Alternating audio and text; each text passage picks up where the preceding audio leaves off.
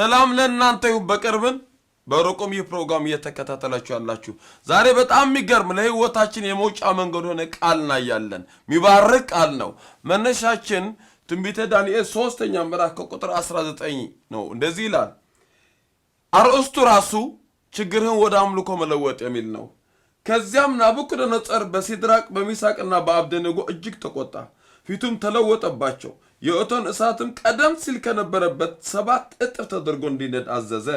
ከሰራዊቱም ብርቱ የሆኑትን ጥቂት ወታደሮች ሲድራቅና ሚሳቅ አብደናጎን አስረው ወደሚንበለበለው የእቶን እሳት ውስጥ እንዲጥሏቸው አዘዘ። እነርሱም መጓነጸፊያቸው ሱሪያቸውና የራስ ጥምጣማቸውንም ሌሎች ልብሶቻቸውንም እንደለበሱ ታስረው በሚንበለበለው የእቶን እሳት ውስጥ ተጣሉ። የንጉሱም ትእዛዝ አስቸኳይ ስለነበርና የእቶንም እሳት እጅግ ስለነደደ የእሳቱ ወላፊን ሲድራቅ ሚሳቅ አብደናጎን ወስደው የጣሏቸውን ወታደሮች ገደላቸው። 3 ሰዎች ግን ተጣፍረው እንደታሰሩ በሚንበለበለው የእቶን እሳት ውስጥ ወደቁ። ከዚያው በኋላ ንጉሥ ናቡከደነፆር በአድናቆት ከተቀመጠበት ዘሎ በመነሳት አማካሪዎቹም አስረን በእሳት ውስጥ የጣልናቸው ሰዎች 3 አልነበረምን ሲል ጠየቀ። እነርሱም ንጉሥ ሆይ እውነት ነው አሉት። እርሱም እነሆ ያልታሰሩና ያልተጎዱ 4 ሰዎች በእሳት ውስጥ ሲመላለሱ አያለሁ፣ 4ኛውም የአማልክት ልጅ ይመስላል አላቸው። በጣም የሚገርም ነው።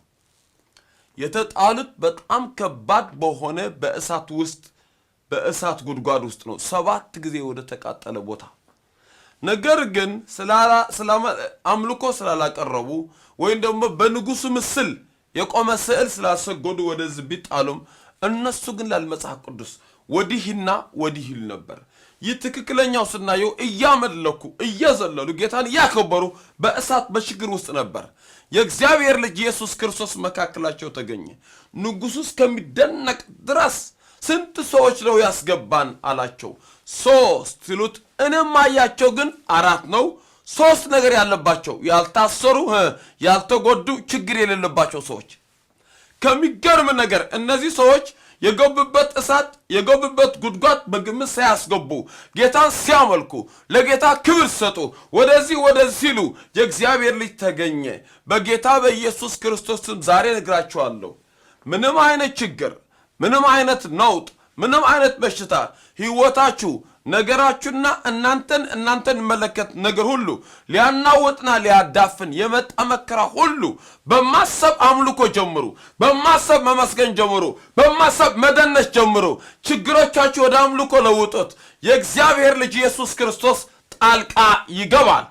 አምልኮ ቸርች ብቻ አይደለም። እነዚህ ሰዎች በጉድጓድ ውስጥ ማምለክ ጀመሩ። በቸርች ብቻ አይደለም፣ በፕሮግራም መሪ ብቻ አይደለም፣ በበገና መደርደር ብቻ አይደለም፣ በሞቀ መንፈስ በወገኖች ፊት መሆን ብቻ አይደለም። መጽሐፍ ሲነገር በጉድጓድ ውስጥ ማምለክ ጀመሩ። ዛሬ ምሽት የገባህበት ችግር ወደ አምልኮ ቀይረው። የገባህበት መከራ ወደ አምልኮ ቀይረው። ያጋጠመህ ነገር ወደ አምልኮ ቀይረው። ሐዋርያት ሥራ 16ኛው ምዕራፍ ስናየው ከቁጥር 25 ጳውሎስና ሲላስ ታስረው በሮም እስር ቤት ከባድ እስር ቤት በጨለማ በነበሩ ጊዜ ግማሽ ሌሊት ይላል መጽሐፍ ቅዱስ ጳውሎስና ሲላስ ማምለክ ጀመሩ። ቸርች አይደል እንግዲህ ይሄ የአምልኮ ስፍራ አይደለም፣ ኮንፈረንስ አይደለም። ነገር ግን እነሱ ቀየሩት።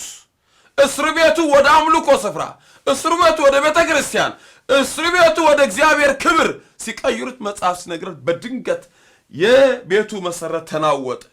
ዛሬ ችግርህ ወደ አምልኮ ይቀየራል። የችግርህ መሰረት ይናወጣል በኢየሱስ ስም። ዛሬ የገጠመህ ነገር ወደ አምልኮ ትለውጣለህ። እያንዳንዱ የገጠመህ ነገር መሰረቱ ይናወጣል። ዛሬ ያስለቀሰ ነገር ወደ አምልኮ ትቀየረዋለህ። ያስለቀሰ ነገር መሰረቱ ይናወጣል። ዛሬ ችግርህ ወደ አምልኮ ስትቀይረው ያ ጉድጓድ የገባህበት ጉድጓድ የእግዚአብሔር እጅ ይመጣበታል። የእግዚአብሔር ልጅ ይገኝበታል። የእግዚአብሔር ልጅ ይገባበታል። ማንኛውም የተዋጥከው ጉድጓድ ወደ አምልኮ ቀይረው በዛ የእግዚአብሔር ልጅ ይገኛል። ዮናስ ያደረገው እሱ ነው። ትንቢተ ዮናስ 2ኛው ምዕራፍ ከ1 ብቻ ስታዩት መጽሐፍ ቅዱስ እንደዚህ ይላል። ዮናስ የሆድ አሳ ውስጥ ነው የገባው። ራሱ ሲናገር ምን ነው ያለ? እኔ ያለሁበት ቦታ እሳት ነው አለ፣ ሲኦል ነው አለ። በዛ ሆኖ ግን አመልካለሁ አመሰግናለሁ አለ። የአሳ ሆድ ወደ አምልኮ ስፍራ ቀይረው፣ የአሳ ሆድ ወደ ቸርች ቀይረው፣ የአሳ ሆድ ወደ ማምለክ ቀይረው። የገባህበት የዋጠህ ነገር እያንዳንዱ ነገር ዋጠኝ የምትለው ነገር ወደ አምልኮ ቀይረው።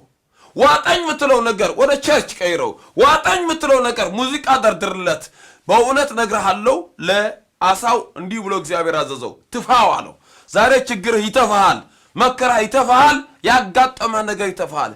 without any reason ሁሌ ማምለክ የለመደ ሰው፣ ሁሌ ችግሩ ወደ አምልኮ የቀየረ ሰው ሰይጣን አይመጣበትም።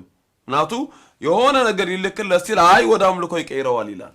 ዛሬ ምሽት እንደኔ ኮንክ ሪሊ ከመንፈስ ቅዱስ ከኃይል ወደ ኃይል ከክብር ወደ ክብር ከጸጋ ወደ ጸጋ ህይወት ቆና አገልግሎት ያለ መጉደል እንዴት ነገር ወደ አምልኮ ቀይረው። you are so blessed and you are so released in the name of Jesus.